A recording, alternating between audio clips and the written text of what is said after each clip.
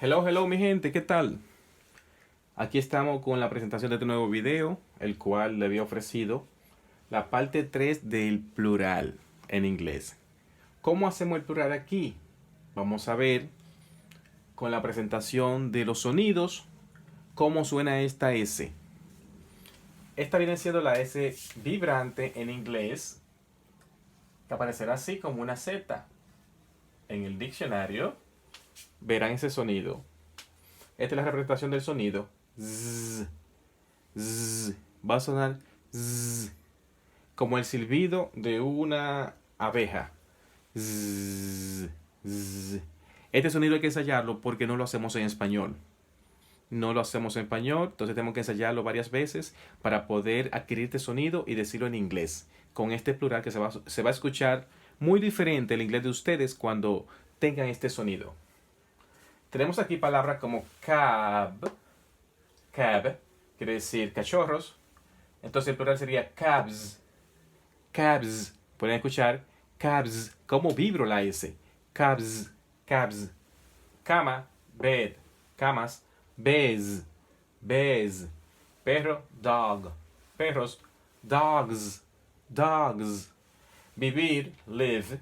Cuando digo él o ella, viven, sonido de la v, se dice lives. She lives, she lives. Ropa, clothes. Aquí suena como una D. Clothes, esa D en inglés. Clothes, clothes. Sonido con la M. Home, hogar, home. Hogares, homes, homes.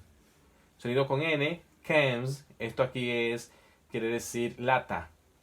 No sería el verbo poder, sino lata. Entonces, latas, cans, cans. Ring, anillo. Entonces, anillos, rims, rims. S vibrante, zzz, zzz. También este sonido abunda mucho en inglés porque también lo hacemos con las vocales, vowel sound. Los sonidos de vocales, I, O, U, etc. Así vamos a escuchar también este sonido con las vocales. Zzz, zzz. Ok, de nuevo repito. Cobs, beds, dogs, lives, clothes, homes, cams, rims. Cobs, beds, dogs, lives, clothes, homes, cams, rims.